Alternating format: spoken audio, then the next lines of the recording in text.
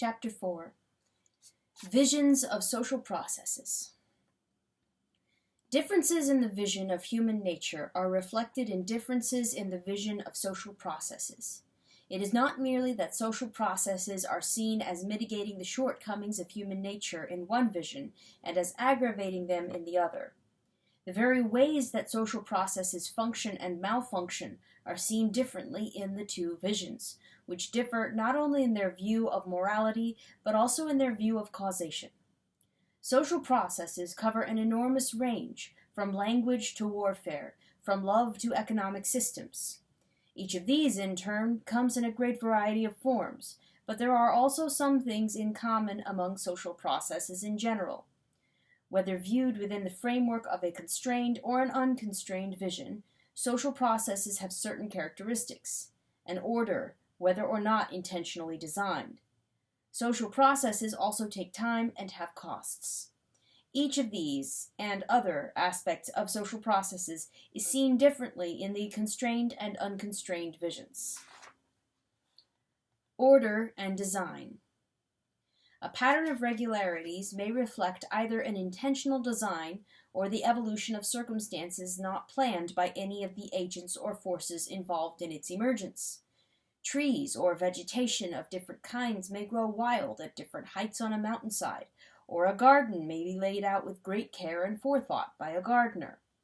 Both visions acknowledge the existence of both kinds of social processes, but they differ on the extent, efficiency, and desirability of evolved orders and planned designs. The constrained vision.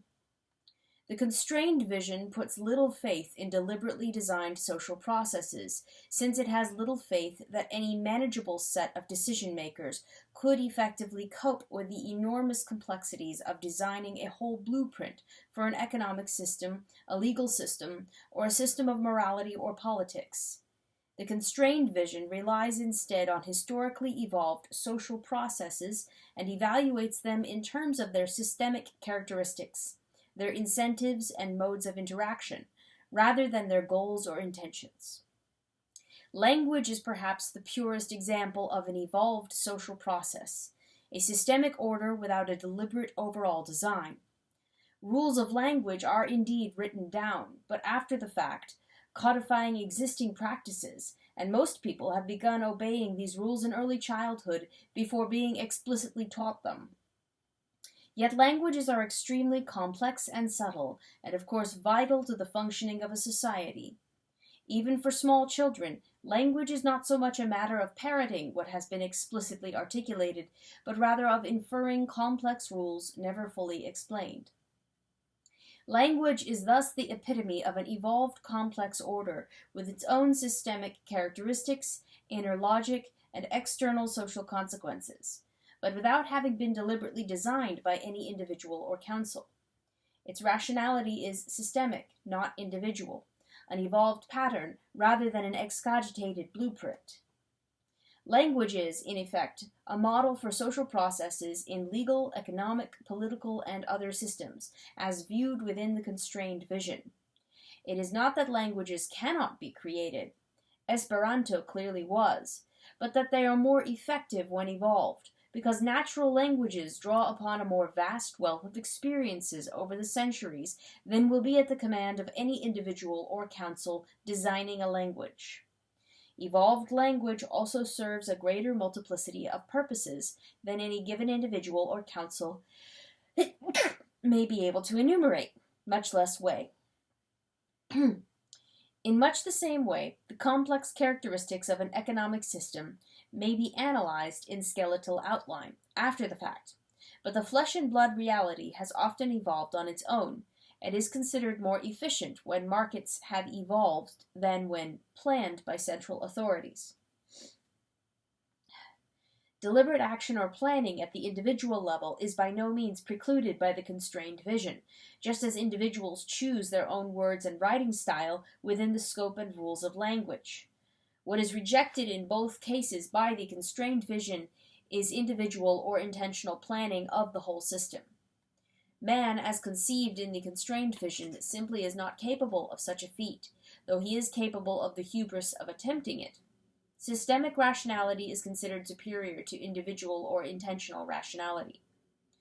The constrained vision is not a static vision of the social process, nor a view that the status quo should not be altered. On the contrary, its central principle is evolution. Language does not remain unchanged, but neither is it replaced according to a new master plan. A given language may evolve over the centuries to something almost wholly different, but as a result of incremental changes, successively validated by the usage of the many rather than the planning of the few. In politics as well, evolution is the keynote of the constrained vision. Burke declared, "A state without the means of some change is without the means of its conservation." Yet he would not subject the whole political systems to the mercy of untried speculations. Individual brilliance was no substitute for pragmatic adjustments, even by people of less brilliance. I have never yet seen any plan which has not been mended by the observations of those who were much inferior in understanding to the person who took the lead in the business. By a slow but well-sustained progress, the effect of each step is watched. The good or ill success of the first gives light to us in the second, and so, from light to light, we are conducted safely through the whole series. The same basic view has been expressed in the 20th century by F.A. Hayek. Tradition is not something constant, but the product of a process of selection, guided not by reason, but by success. The Hayekian view is even further removed from the deliberate design than that of Burke, since Hayek incorporates a survival of the fittest culture selection process which depends upon survival in competition with other social systems, rather than simply on the basis of pragmatic individual judgments of success. The intervening influence of Darwin between these two exponents of the constrained vision is apparent. It is not, however, a theory of the survival of the fittest individuals, but of the fittest social processes. The unconstrained vision. Without the underlying assumption that man's deliberate reason is too limited to undertake comprehensive social planning, an entirely different set of conclusions emerges in field after field. If, for example, effective rational planning and direct control of an entire economic system is possible, then it is clearly more efficient to reach desired results directly in this way, rather than as the end result of circuitous and uncontrolled processes. Where desirability can be specified by a small group of social decision-makers, rather than depending upon a multitude of mutually conflicting values among the populace at large, then social issues become very much analogous to engineering problems, an analogy often occurring among those with this approach, and equally often denounced from the opposing perspective of the constrained vision.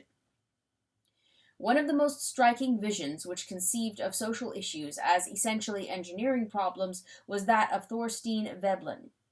This view, expressed in a number of Veblen's writings, was crystallized and elaborated in his The Engineers and the Price System.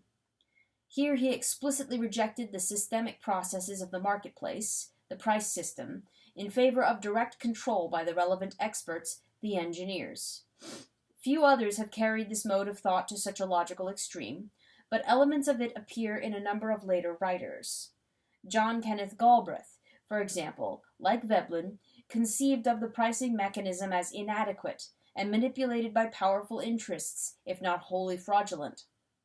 Others with varying degrees of skepticism about economics and other systemic processes have likewise tended to seek more direct control by those with the requisite expertise and commitment to the public interest. Advocates of industrial policy are one of the latest in this tradition. Not all seek a special role for engineers as such, but rely on an analogy between engineering problems and social issues. In the engineering analogy, growing out of the unconstrained vision, one can begin with society's needs, because it is possible to have an objective analysis of what is really desirable. The public interest can be specified and therefore pursued rationally. It is then a question of assembling the relevant facts and articulating them, a full presentation of the items we can choose among, to determine how to achieve the resultant goals. Social issues thus reduce to a matter of technical coordination by experts. Unlike the systemic vision, in which there are inherently conflicting uses because of multiplicities of conflicting values in the populace at large, in this rationalistic vision, select third parties can agree on what constitutes needs, waste, or the spoiling of the natural or man-made environment. In this perspective, there are not only social solutions, but often obvious solutions, though not necessarily easy solutions, given the opposition of those with a vested interest in the status quo.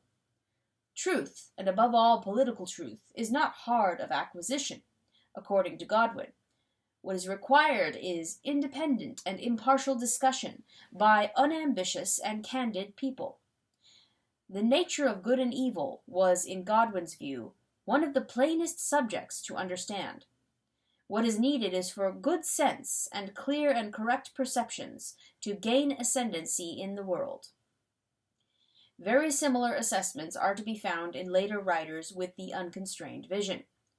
Evil in the existing society is neither incurable nor even very hard to cure when you have diagnosed it scientifically, according to George Bernard Shaw. International conflicts are likewise neither inevitable nor inherently difficult to settle. The issues in military conflicts are usually things which warring nations could have settled with the greatest ease, without the shedding of one drop of blood, if they had been on decent human terms with one another, instead of on competitive capitalistic terms. Existing society is only an artificial system, susceptible of almost infinite modification and readjustment, nay, of practical demolition and substitution at the will of man, according to Shaw. Every successful private business was an example of the ease with which public ones could be performed as soon as there was the effective will to find out the way.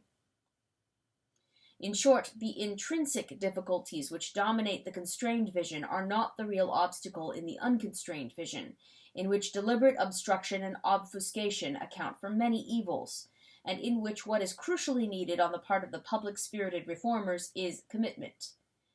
In Edward Bellamy's famous social novel, Looking Backward, a citizen of an advanced future society remarks to a man from the past on the singular blindness of the old society, in which social troubles and dissatisfactions necessarily portended changes, that things had to be done in the common interest. To take control of the economy was not difficult, for the larger the business, the simpler the principles that can be applied to it. Purely clerical devices provide all the information we can possibly need. A simple system of book accounts is all that is required.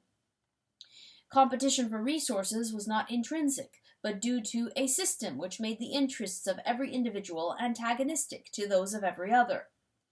Concepts of waste, blindness, and the public interest abound, along with repeated assertions of the intrinsic simplicity of rationally managing a society. More sophisticated modern versions of the unconstrained or rationalistic vision are variations on the same themes. Even where societies are conceived to be more complex, modern expertise is able to master the complexities, making its central management still quite feasible. Thus, in more sophisticated versions of the unconstrained vision, whole societies remain readily manageable, though by experts rather than by the mass of ordinary people. Third-party decision-making plays a key role. Delegation to experts has become an indispensable aid to rational calculation in modern life. What is desirable or undesirable, preferred, satisfactory, or unsatisfactory are referred to in passing, without explanation, as apparently things too obvious to require explanation. Needs are also treated in the same way. There are analogies given to engineering or scientific social decision-making by third parties. Bureaucracy itself is a method for bringing scientific judgments to bear on policy decisions. The growth of bureaucracy in modern government is itself partly an index of the increased capacity of government to make use of expert knowledge. This modern promotion of the use of experts echoes a tradition which goes back at least as far as the 18th century, when Condorcet saw the physical sciences as providing a model which the social sciences should follow. Indeed, he used the term social science and urged that quantification and theories of probability be used in formulating social policies. Another recurring theme in the unconstrained vision is how profoundly different current issues are from those of the past, so that the historically evolved beliefs, the conventional wisdom, in Galbraith's phrase, can no longer apply.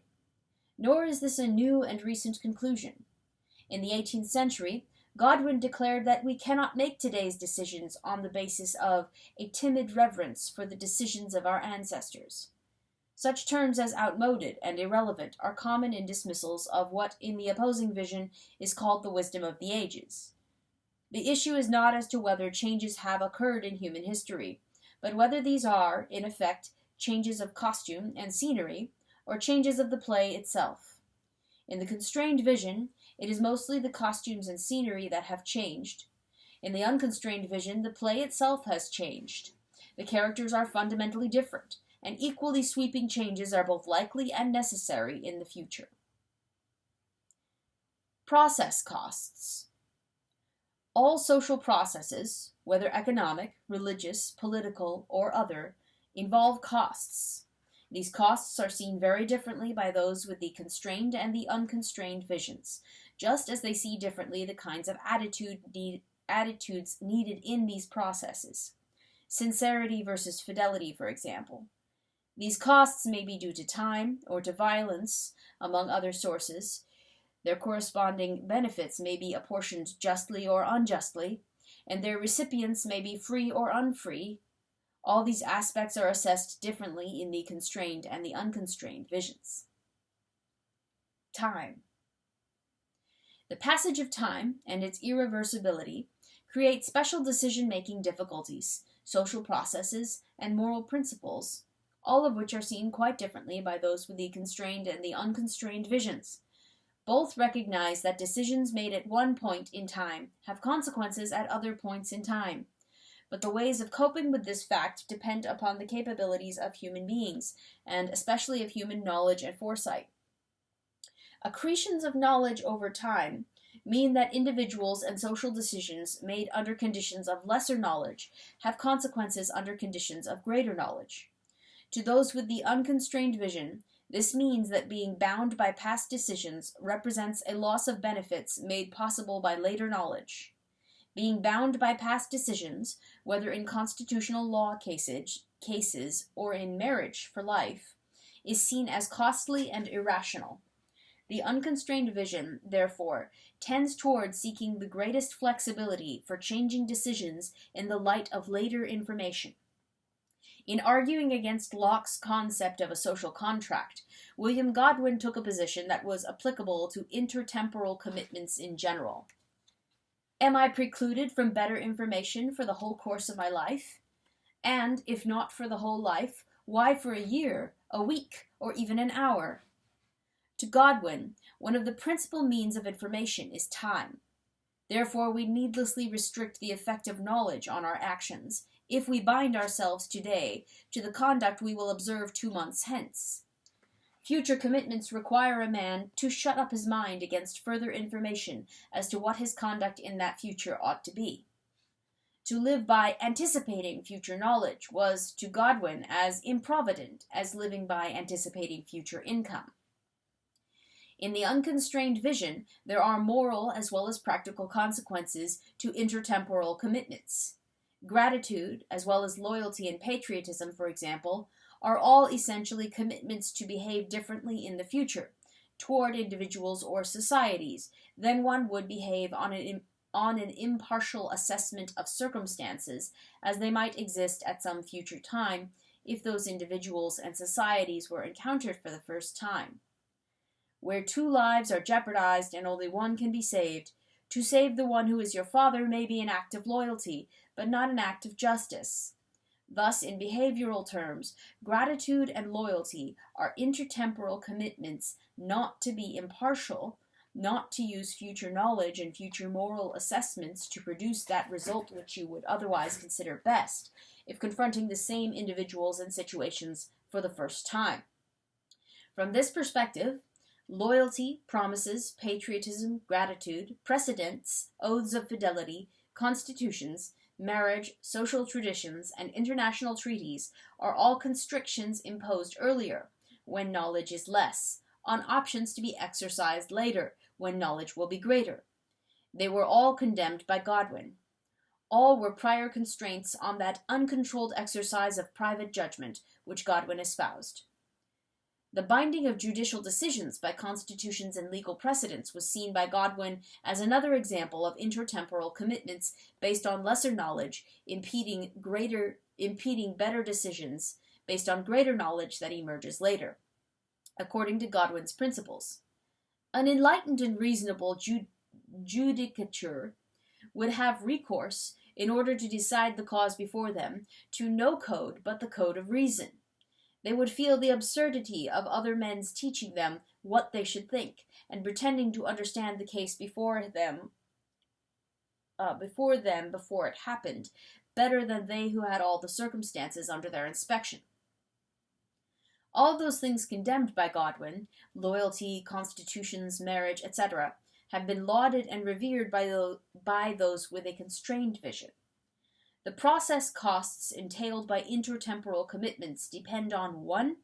How much more knowledge, rationality, and impartiality human beings are capable of bringing to bear as a result of the passage of time, and 2. On the cost of accepting the disadvantages of moment-to-moment decision-making. Where the capability of greater knowledge and understanding is considered to be large, as in the unconstrained vision, the case for avoiding commitment is strongest.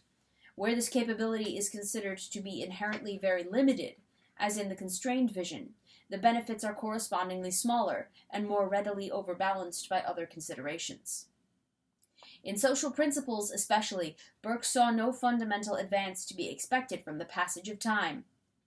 We know that we have made no discoveries, and we think that no discoveries are to be made, in morality, nor many in the great principles of government, nor in the ideas of liberty. More generally, the very concept of social science, which largely originated among those with the unconstrained vision, beginning with Condorcet in the 18th century, is often viewed skeptically by those with the constrained vision, if not rejected outright as a pretentious delusion of being scientific, where the prerequisites of science do not exist. Changing historically evolved principles on the basis of social science theories or studies has become the hallmark of modern social thinkers with the unconstrained vision, and the bête noire of those with the constrained vision. Government, according to Burke, requires more experience than any person can gain in his whole life. Given this premise, the incremental gain in individual knowledge by avoiding commitments is trivial compared to the gain to be made by fidelity to the accumulated experience of the society. In a world where the individual is to be guided by the collective wisdom of his culture, in accordance with the constrained vision, culture must itself have some stability in order to serve as a guide. Without this stability, no man could know what would be the test of honor in a nation continually varying the standard of its coin, according to Burke. The judicial situation posed by Godwin may well lead to poorer decisions than if judges were completely free to decide each case ad hoc, but the constrained vision offsets such losses against the prospective guidance provided by known rules, leading to fewer criminal law violations or needs for civil litigation. To Burke, the evils of inconstancy were 10,000 times worse than those of obstinacy and the blindest prejudice. In short, process costs arising from unreliable social expectation outweighed the value of incremental individual knowledge, or its more finely tuned application. Given the perspective of the constrained vision, a judge should not even attempt to reach the socially best decision in the case before him. According to Hayek, the only public good with which he can be concerned is the observance of those rules that the individual could reasonably count on. The judge should apply the rules even if, in the particular instance, the known consequences will appear to him wholly undesirable. The cost is justified only because other and larger costs are entailed by alternative social processes, according to the constrained vision of human capabilities. Such a conclusion is, however, anathema to believers in the unconstrained vision. The courts will never permit themselves to be used as instruments of inequity and injustice, according to a landmark court case. To knowingly accept injustice is unconscionable in the unconstrained vision. But in the constrained vision, injustices are inevitable, with the only real question being whether there will be more with one process than another. To Adam Smith as well, general stability was more important than particular benefits. The peace and order of society is of more importance than even the relief of the miserable. Therefore, even though he believed that the rich and the great are too often preferred to the wise and the virtuous, he noted that determining the former involved lower process costs, so that the peace and order of society would rest more securely upon the plain and palpable difference of birth and fortune than upon the invisible and often uncertain difference of wisdom and virtue.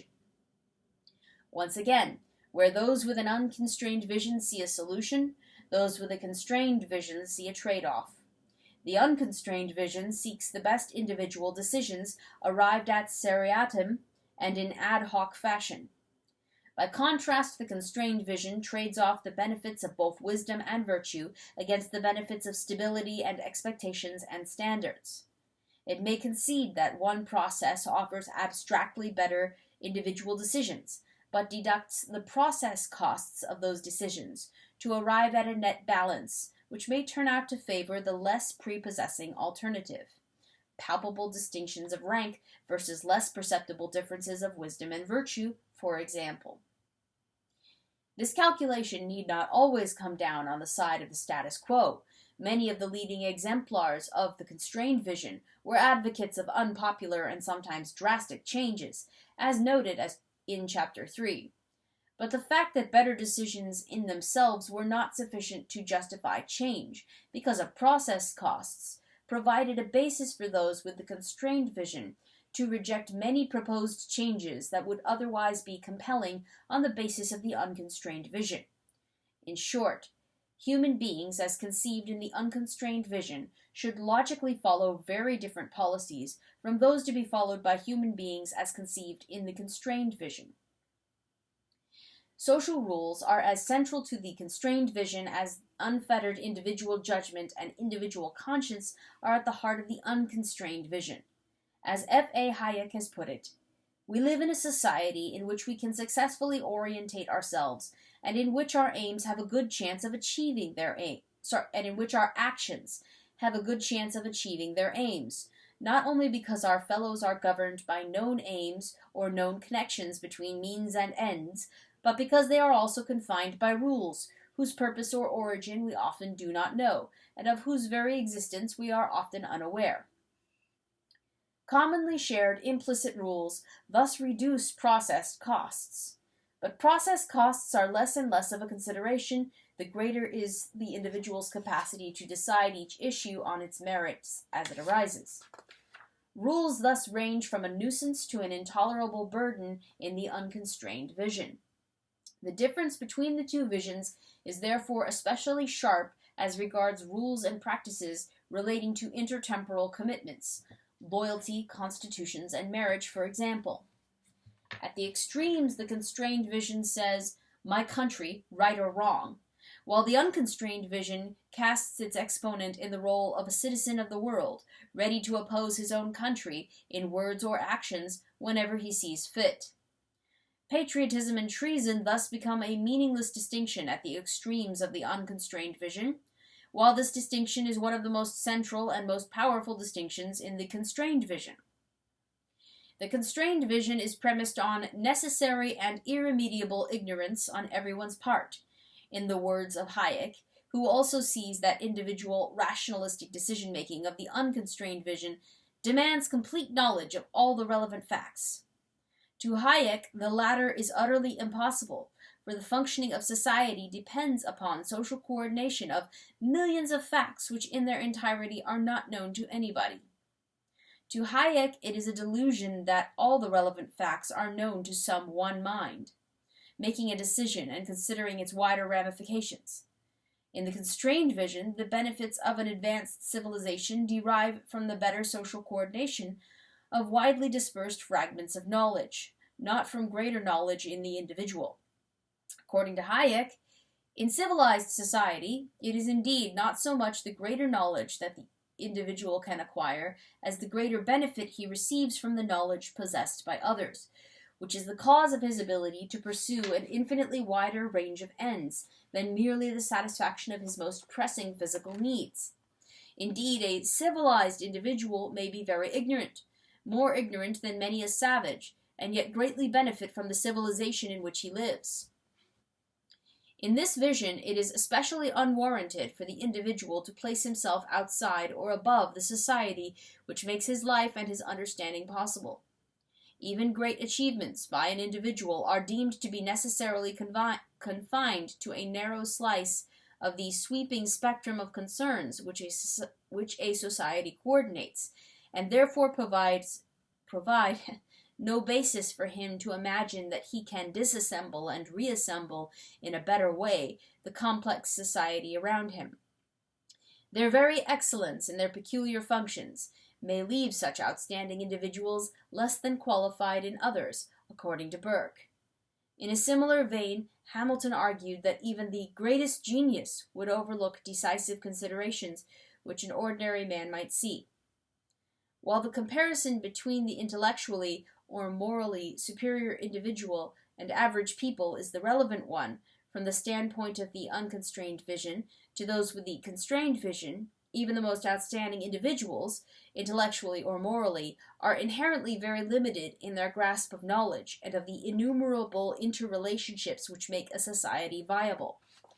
Therefore, in the constrained vision, the historic and systemic wisdom expressed inarticulately in the culture of the many is more likely to be correct than the special insights of the few. Both processes mobilize human experience and understanding, but in very different ways. The very concept of reason is different in the two visions. In Hayek's words, reason, which has included the capacity of mind to distinguish between good and evil, that is between what was and was not in accordance with the established rules, came to mean a capacity to construct such rules by deduction from explicit premises. In the constrained vision, society is often analogized to a living organism, which cannot be comprehensively disassembled and reconstructed in a different way without fatal results. Burke, for example, wrote of hacking a body into pieces and then throwing the pieces into the kettle of magicians in hopes of regeneration. In the constrained vision, the concept of nation building is a fundamental misconception. Nations may grow and evolve, but cannot be built. The intertemporal commitment of loyalty, seen as an abandonment of impartiality in future behavior by those with the unconstrained vision, was viewed very differently by those with the constrained vision. If one's view of human nature is very constrained, then the alternative to loyalty is not impartiality, but pure selfishness. The kinds of emotional attachments which lead to loyalty are thus seen as beneficial social ties essential to the functioning of the whole society. According to Burke, to be attached to the subdivision, to love the little platoon we belong to in society, is the first principle, the germ, as it were, of public affections. It is the first link in the series by which we proceed towards a love of our country and to mankind. In a similar vein, Hamilton said, "We love our families more than our neighbors. We love our neighbors more than our countrymen in general." By contrast, Godwin put his faith in the spread of reason, rather than a brute and unintelligent sympathy. He distinguished undisciplined feelings from feelings that have ripened into virtue, the latter embracing the whole human race in their concern. From Godwin's perspective, the love of our country is a deceitful principle, which would establish a preference built upon accidental relations and not upon reason. Neither vision regards the smaller units as intrinsically more important than the larger units. The unconstrained vision simply regards man as ultimately capable of understanding that principle and acting upon it. The constrained vision sees that as beyond human nature in practice, even if agreed to in theory, and that strong, naturally arising emotional attachments must therefore be socially utilized as a counterweight to personal selfishness. Adam Smith, for example, rejected the rationalistic view which would attempt to establish directly the primacy of the species over the nation. We do not love our country merely as part of the great society of mankind. We love it for its own sake, and independently of any such consideration. That wisdom which contrived the system of human affections, as well as that of every other part of nature, seems to have judged that the interests of the great society of mankind would be best promoted by directing the principal attention of each individual to that particular portion of it which was most within the sphere both of his abilities and his understanding. As in his economic theories, so in his moral theories, Smith focused on individual behavior precisely as it conduces indirectly to social benefit, not simply because it benefits the individual. This indirection in both cases was due to Smith's conception of man as lacking either the knowledge or sufficient will to produce consistent social benefits directly. Hamilton likewise considered selfishness as an unchangeable part of human nature, so that wise social policy could, at best, gently divert the channel and direct it, if possible, to the public good. Those without this constrained vision of human nature equally logically proceed in the opposite way, by demanding an end of nationalism and an assumption of social responsibility by both individuals and institutions towards one's fellow human beings, whether at home or overseas. The greater the capabilities of man, the smaller the process costs, and the more directly the social good can be pursued. Freedom and justice. The two visions judge social processes by fundamentally different criteria. In the unconstrained vision, where individual intentions and individual justice are central, it is enormously important whether individual rewards are merited or merely reflect privilege and luck. Both individual leaders and social policies ought to be chosen with a view to their dedication to the goal of ending privilege and promoting either equality or merit. But in the constrained vision, social processes are to be judged by their ability to extract the most social benefit from man's limited potentialities at the lowest cost. This means rewarding scarce and valuable abilities, which include abilities which may be mere windfall gains to the individuals possessing them, being in many cases either natural endowments or skills cultivated at prosperous parents' expense, but too costly for most people's means. Sometimes the scarce and valuable traits to be rewarded may include skills and orientations picked up almost by osmosis from being raised in families where they exist. In the unconstrained vision, the social benefits of individuals' skills can be elicited without individually unmerited rewards, if not immediately, then in some better society to develop over time. From this perspective, continuing to pay vastly different rewards retards the development of such a society. But in the constrained view of human nature, no such development is likely to become general, so that the injustice of paying unmerited rewards to individuals must be traded off against the injustice of depriving society of available benefits by not paying enough to provide incentives to their production and full utilization. The two visions differ not merely in moral judgment, but more fundamentally in their sense of social causation. In the constrained vision, the crucial characteristic of any social system is the set of incentives confronting the individuals in it. This includes not only the explicit rewards and penalties of the marketplace and the law, for example, but also the internal psychic rewards and punishments evolved by the culture and its values. Given an underlying human nature that is not fundamentally changing, these systemic characteristics largely determine individual endeavors. These endeavors are not, however, directly realized. Systemic interactions are not simply, or even mainly, the fruition of individual plans. Adam Smith's businessman is not alone in producing results which were no part of his intention. While social incentives are more important than individual intentions in the constrained vision, the specific characteristics of systemic interactions, the elaborate principles and channels of causation in a competitive economy, for example, are also essential to actual outcomes. In short, the constrained vision takes human nature as given and sees social outcomes as a function of 1. The incentives presented to the individuals, and 2. The conditions under which they interact in response to those incentives. These interactions, both conflicting and cooperative, are too complex to lead simply to an average of the intentions of agents. The results may in fact reflect no one's intentions, nor even an average of most people's intentions, even if it is the best result achievable with the disparate values and conflicting claims made on inherently insufficient resources.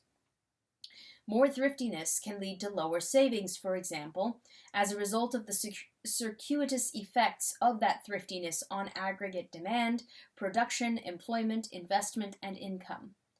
Similarly, in the legal system, more rights for particular groups can make those groups worse off. Such unexpected results are not failures of a given system in the constrained vision. As limitations on man and nature are inherent, so disappointments are inherent.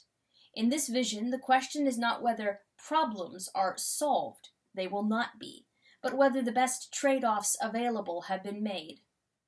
In the unconstrained vision, human nature itself is a variable, and in fact the central variable to be changed. The fact that particular individuals or groups have already exceeded the mass in intellect, morality, or dedication to the social good demonstrates what is possible. The great obstacles to its achievement are the opposition of those benefiting from the existing social order and the inertia and blindness of others. If these obstacles to progress are to be overcome, it must be by the commitment, intelligence, and imagination of those who have grasped the possibilities open to society. In contrast to the constrained vision, which seeks to analyze, prescribe, or judge only processes, the unconstrained vision seeks to analyze, prescribe, or judge results. Income distribution, social mobility, and equal or unequal treatment by a variety of institutions, for example. Processes are often condemned because their actual results are deemed unsatisfactory, whatever their abstract merits as processes. For example, the illusory nature of freedom or equality to the poor has been a recurrent theme of the unconstrained vision for centuries. The classic expression of this view was that of Anatole France. The law, in its majestic equality, forbids the rich as well as the poor to sleep under bridges, to beg in the streets, and to steal bread. Sometimes the inequality of results from apparently even-handed processes is deemed to be deliberate hypocrisy. At other times, merely a wrong result from an inadequate process.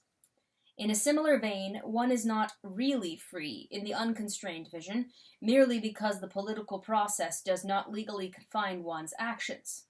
If the actual means of achieving one's goals are lacking, then there is no freedom in result, even if there is freedom in the process. In short, the very definition of freedom differs between the two visions. Regardless of the absence of legal restraints, one is not free by the definition of the unconstrained vision if one cannot achieve his goals. For example, choosers are not free in the market if high costs prohibit a choice that could be made available to them by sharing the commodity through collective choice. More generally, one's freedom finally depends on attaining important prime goals such as dignity, respect, love, affection, solidarity, friendship.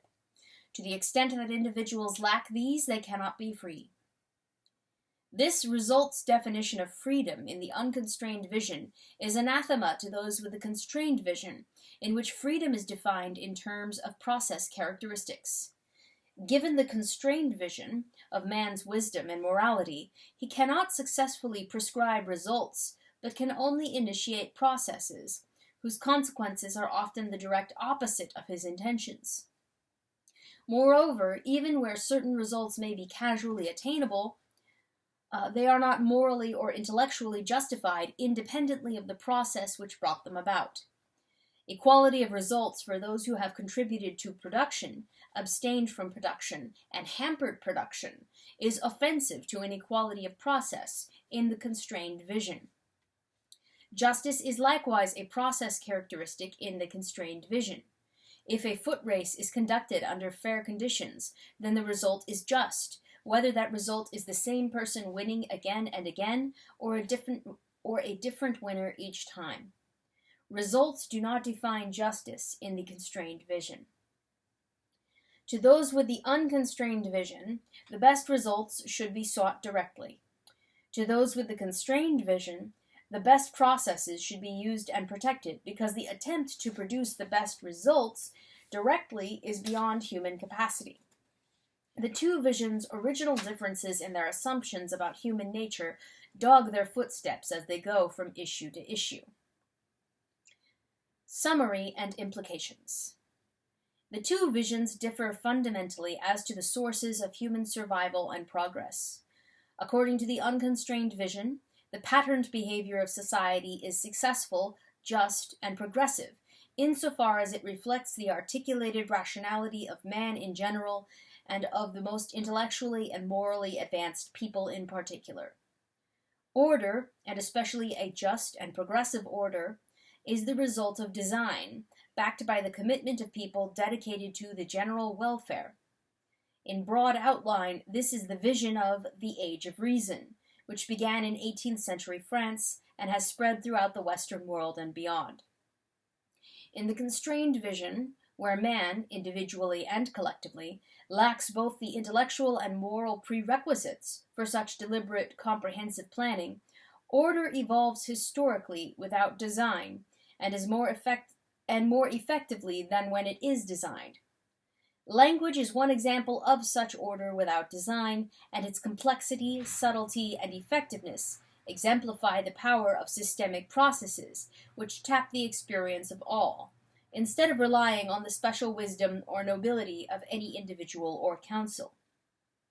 A prominent element within this tradition has applied the constrained vision to economics, beginning with the physiocrats, also in 18th century France, whose battle cry, laissez-faire, was given its fullest expression by Adam Smith and is exemplified today in the writings of Milton Friedman and Friedrich Hayek. Social processes in general are judged quite differently by the two visions. The unconstrained vision tends to judge processes by their results. Is it right? Is it good? In the words of Chief Justice Earl Warren. The constrained vision judges rightness and goodness as process characteristics rather than as results. A foot race is fair if it is run under the proper conditions, regardless of who wins or loses, or how often the same person wins. Justice, in the constrained vision, thus means adherence to agreed-upon rules, while in the unconstrained vision, something is just or unjust according to what end results occur. According to Hobbes, he that fulfilleth the law is just. But to Godwin, justice is a result flowing from the contemplation of each individual case. Results define justice for Godwin because whatever is not attended with any beneficial purpose is not just. Clearly, social processes ultimately exist for, or are justified by, beneficial results in both visions. The two visions differ in their respective estimates of man's ability to directly produce those benefits. The following of rules instead, whether laws, contracts, customs, or constitutions, is an inferior substitute, justifiable, if at all, only by the lower process costs involved. Even if it can be demonstrated in a given case that the result achieved by direct ad hoc decision-making is more efficient, moral, or otherwise desirable, those with the constrained vision will assess its process costs in terms of how this violation of rules deranges the expectations of many others and adversely changes their future conduct, as they lose confidence in the general reliability of existing rules and agreements, and future rules and agreements. Whether the ad hoc benefits outweigh the systemic losses depends upon the capability of man, not only in law, but in economics, politics, and other areas. Freedom, as well as justice, is defined differently by the two visions for this same reason. In the constrained vision, freedom is a process characteristic, the absence of externally imposed impediments. Hobbes applied this concept of freedom both to man and to inanimate things. A man was not free if chained or restricted by prison walls, and water was not free if hemmed in by riverbanks or by the walls of a container. But where the lack of movement was due to internal causes, a man fastened to his bed by sickness, or a stone that lieth still, this was not considered by Hobbes to be a lack of freedom. The same concept of freedom continues to characterize the constrained vision today. Freedom to Hayek means freedom from coercion, freedom from the arbitrary power of other men, but not release from the restrictions or compulsions of circumstances. In the unconstrained vision, however, freedom is defined to include both the absence of direct externally imposed impediments and of the circumstantial limitations which reduce the range of choice. Only when he can support himself and his family, choose his job, and make a living wage, can an individual and his family exercise real freedom. Otherwise, he is a servant to survival, without the means to do what he wants. As already noted, freedom may be so broadly defined in the unconstrained vision as to include not only economic prerequisites, but also psychic benefits derivable only from emotional ties to others. John Dewey perhaps best summarized this viewpoint when he defined liberty as the effective power to do specific things. With this definition, whether the limits on that effective power were internal or external, deliberate or circumstantial, did not matter. These radically different conceptions of freedom reflect radically different conceptions of human capability. In the constrained vision, where man can at best initiate processes, the most that he can do for freedom through social processes is to establish widely known rules which limit how much power is granted to one individual over another, and limit the specific conditions under which the power holder is authorized to exercise it. But in the unconstrained vision, where man is capable of both shaping and judging end results, there is a corresponding right and duty to ensure that those results maximize the scope of choice of individuals, that they remove impediments, whether deliberate or circumstantial. This may, in some cases, mean providing compensatory advantages to those whose social backgrounds would handicap them in competition with others, whether for deliberate or circumstantial reasons.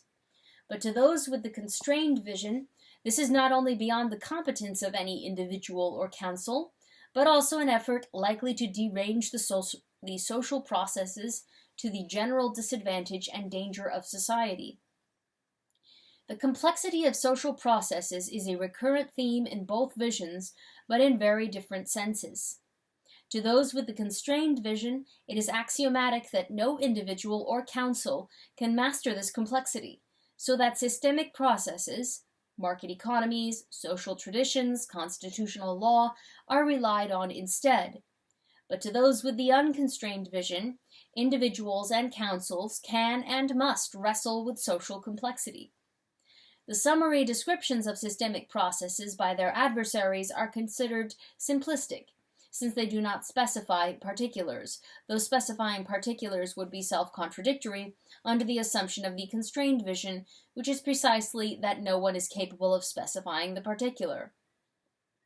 The preoccupation with process characteristics among those with the constrained vision extends to many specific kinds of social processes, just as in all the same processes those with the unconstrained vision seek directly to create particular results. Where there are, for example, people living below some economic level defined as poverty, those with the unconstrained vision tend to wish to subsidize them in some way to produce directly a more desirable result in the form of a higher standard of living. Those with the constrained vision focus on the process incentives created by such schemes and their consequences on future behavior, not only among these particular beneficiaries, but also on others who may become less assiduous in avoiding unemployment teenage pregnancy, or other factors considered as contributing to the general incidence of poverty. Now that the analysis of visions has proceeded from the two fundamentally different assumptions about man's moral and intellectual potentialities to the concepts of knowledge and reason appropriate to each assumption, and has now applied these concepts in social processes, the basic foundation for the conflict of visions has been established. What remains to be built on that foundation are 1. More awareness of the diversity of visions and their dynamics, and 2. Special attention to visions of equality, visions of power, and visions of justice, which are central to the ideological conflicts of the age. These are the subjects of the chapters that follow.